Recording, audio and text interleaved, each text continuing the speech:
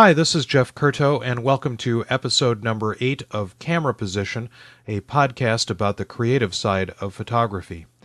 For this particular episode of Camera Position, what I'd like to do is talk about one of my very favorite photographs by one of my very favorite photographers. People who know me know that I talk about desert island photographers and desert island photographs, and this particular photographer and this particular photograph really occupy those spaces for me. The photographer is Paul Strand, the great 20th century American photographer, and the photograph is one of his best-known images. It's entitled The Family, Luzzara, Italy, a photograph that Strand made in 1953. And in a lot of these camera position podcasts so far, I've talked fairly literally about the position of the camera and the way in which that affects the outcome of the picture physically, visually. In this picture, I'd like to talk more about the position of the photographer, certainly, but that position is both a physical and an emotional one. But more importantly, the position of the subjects in the photograph and the way they hold themselves and the way their position relates to the overall effect of the image. First of all, this is, I think, one of the most effective group portraits I've ever seen. There is so much going on.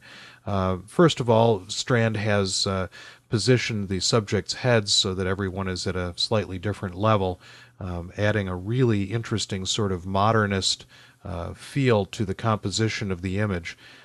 It is a picture that is at once fairly disjointed, with heads literally all over the frame and people looking in different directions and doing different things, and yet also one of tremendous unity. There is so much of a connection between each of these people and each of their places within the home. Certainly, my presumption is that what we're looking at are the 5 sons of the matriarch who is standing in the doorway.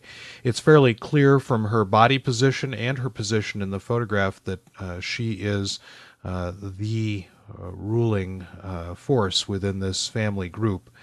And it also is fairly clear that, based on her age and the age of her children, that her husband rather, probably has died in the years preceding during World War II. So the presumption is that this is an aging single mother of these older young men, and everything about their relationship is fairly clear in this photograph, at least I think it is. And the way in which they hold themselves one another, both in relationship to their mother and also in relationship to each other.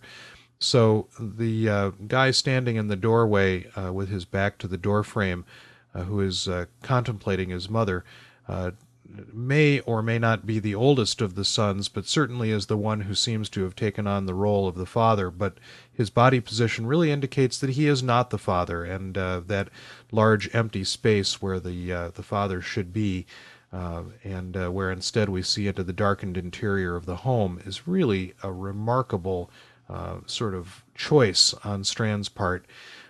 Strand was likely somebody who would have very carefully orchestrated not only the composition here, but also the subject choice in terms of finding this family to photograph.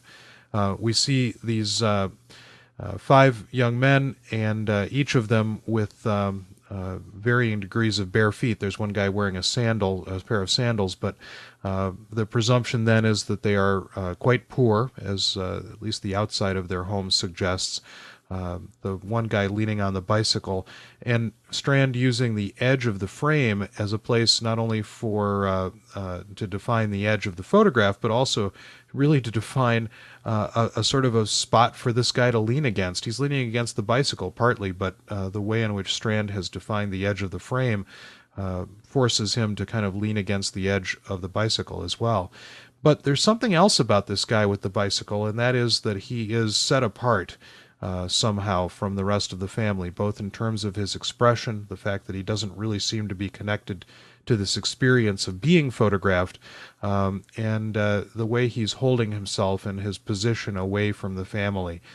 So there is something about that psychological position between him and his siblings and his mother that is really quite telling to me. It's also telling to me that really only two people are contemplating the photographer and by extension us as viewers, and that is the young guy who is seated right in the doorway, and also the mother who is looking at us rather in a rather kind of accusatory fashion almost. The young guy in the doorway is almost bemused, but the mother is very concerned, and likely she has reason to be concerned. So this is a photograph where the position is really a position of not only the photographer's approach to the subject, but also the way the subjects approach the photographer.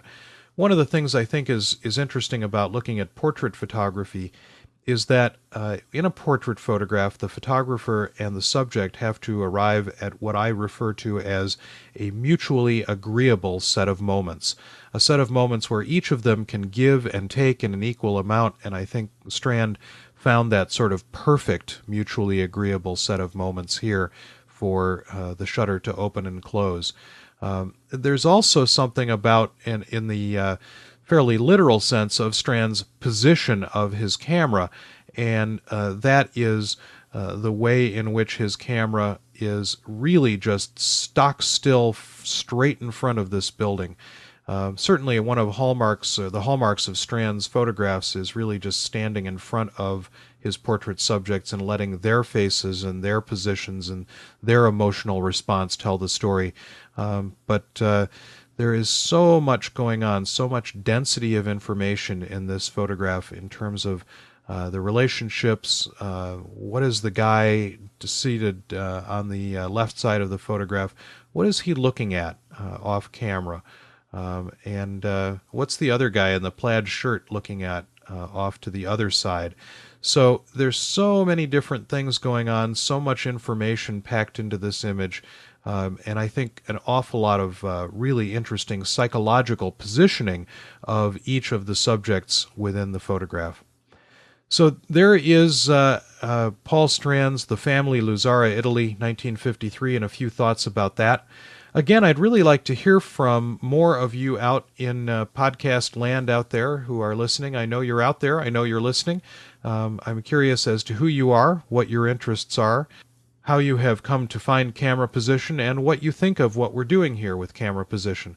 So if you'd care to drop me a line at jeff@jeffcurto.com, I'd certainly be interested in hearing from you.